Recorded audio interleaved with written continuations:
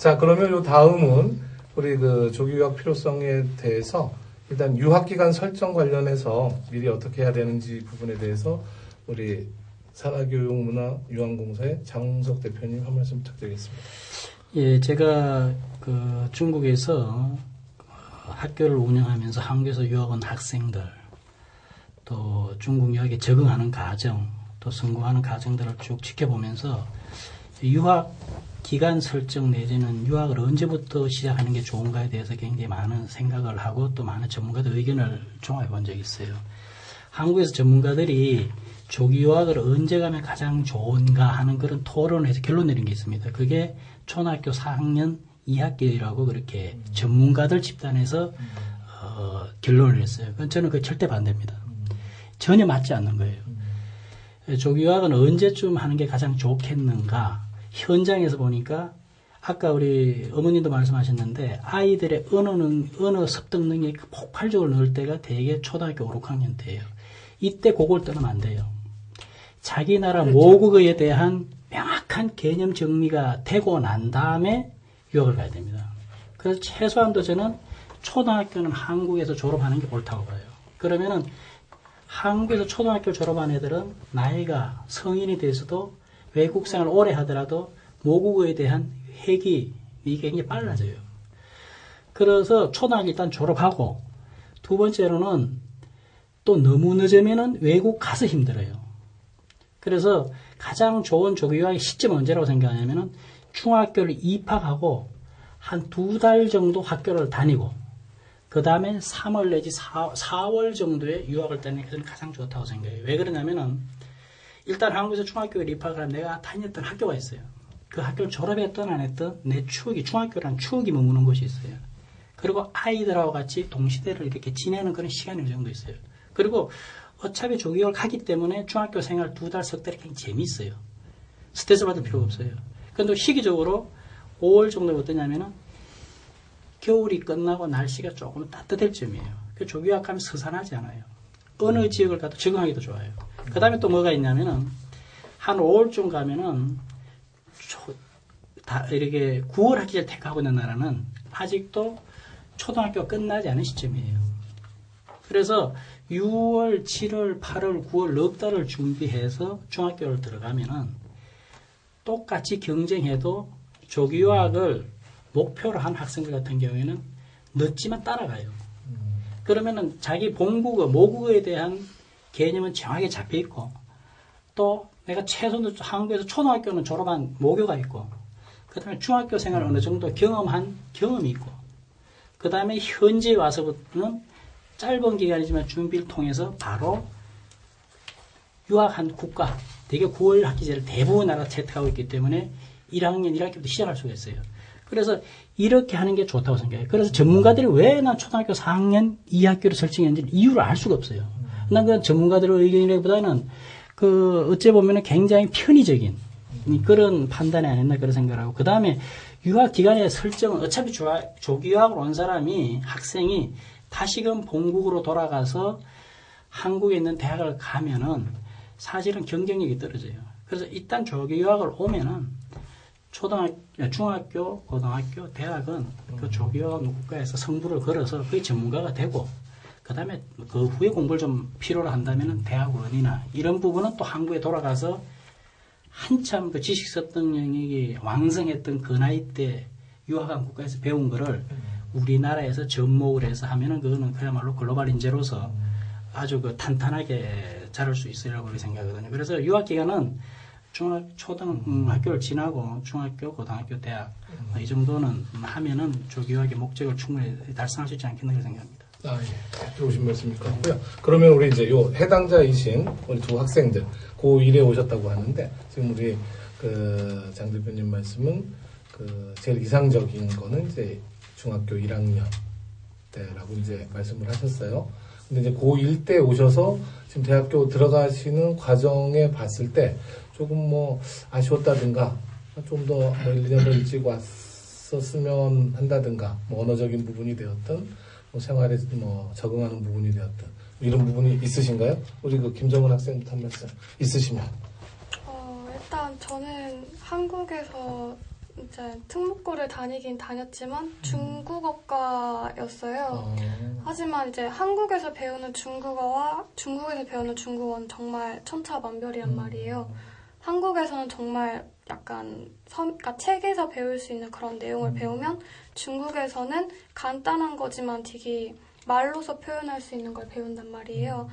그래서 저는 고1을 마치고 고등학교 1학년 동안 이제 중국어를 조금이라나 배웠으니까 나는 중국어를 할 수 있다 그런 자부심을 갖고 중국에 왔는데 현실은 정말 만만치가 않았어요. 학교 수업을 전부 다 중국어로 하는데 어떻게 된 게 숙제를 내주시면 숙제라는 그 단어도 못 알아들어서 정말 많이 울고 많이 고생을 했단 말이에요. 그래서 언어적인 면에서는 내가 왜 좀 더 일찍 오지 못했을까 그런 게 좀 아쉬움이 많이 남아요. 하지만 이제 한국에서 고등학교를 1년을 배웠는데 이제 늘 부모님들이 하시는 말씀이 고등학교 친구가 평생 친구다 이런 말씀을 많이 하시잖아요.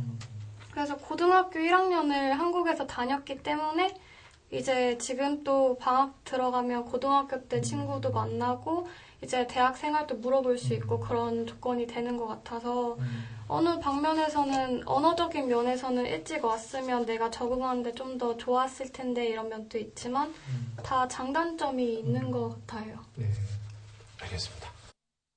경우에는 이제 혼자 중국에서 이제 유학을 하려고 결정을 내리고 온 건데 일단 그만큼 늦게 고등학교면 일찍 오는 것도 아닌데 혼자서 온다는 것은 그만큼 자기 목표가 있고 그게 뚜렷하기 때문에 그걸 결정을 내린 거예요.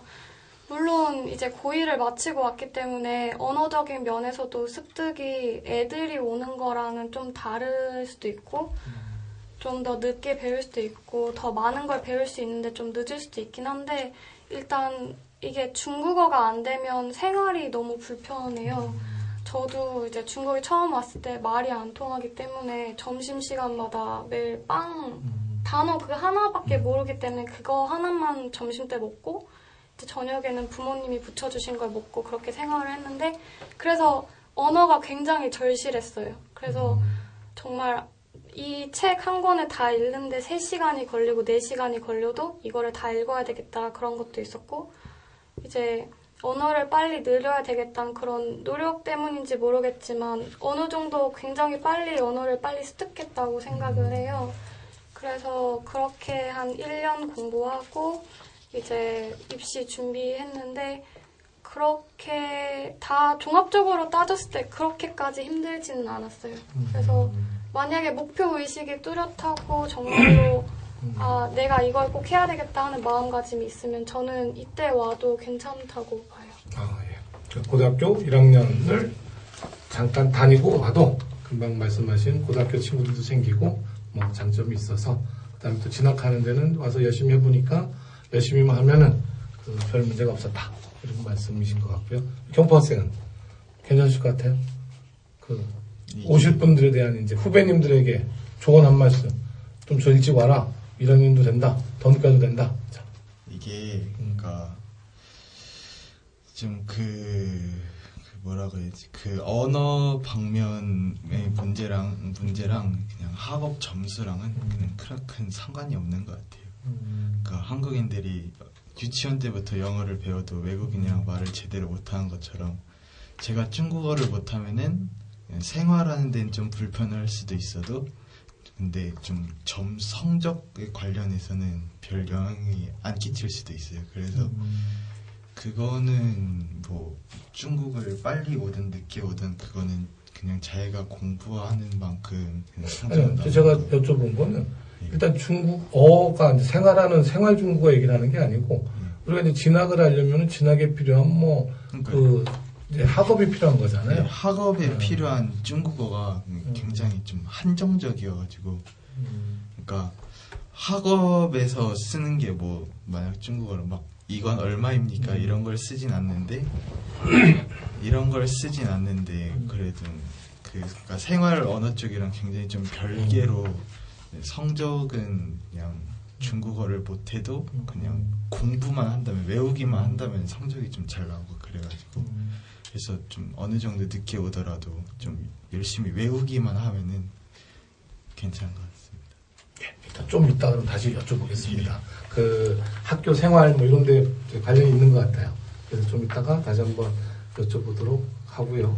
그다음에 우리 저기 지은정 어머님은 뭐 유학기간 뭐 아드님 같이 오셨는데 뭐 이렇게 몇 년 이렇게 잡고 오셨나요? 아니면은 뭐 계획이 이건 있으세요? 사람마다 조금씩 다를 것 같아요. 그렇겠죠. 예, 저는 글쎄요, 뭐 언어라는 게 이제 저처럼 뭐 아무것도 안 되는 친구가 오는 경우도 있지만, 뭐 영어나 중국어 같은 경우는 한국도 어쨌든 간에 어느 만큼은 자기가 신경 쓰고 노력하는 만큼 배울 수 있는 수단들이 도처에 그렇죠. 있기 때문에 거기서 준비를 뭐 어느 정도 하고 올 건지 아니면 처음부터 여기서 부딪힐 건지는 그분들의 사정에 따라 다 다를 것 같아요. 정답이 있는 게 아니라 뭐 가정 사정, 뭐 경제적인 사정, 뭐 여러 가지에 따라서 선택할 수 있고 선택한 다음에 그분들이 노력하는 정도에 따라 또 결과도 다를 것 같고요. 그래서 저희 같은 경우는 늦게 오기는 했는데 그동안 하고 있었기 때문에 많이는 아니지만 여기 온 것처럼은 아니지만 그래도 남들이 뭐 예를 들어서 뭐 2년이 걸린다 그러면 그 기간을 좀 당길 수는 있겠죠. 그러니까 개인 차이가 좀 있을 것 같아서 저는 뭐라고 딱 말씀드리기가 조금 곤란한 것 같아요. 자, 그러면 일단 요거는 뭐 넘어가도록 하고요.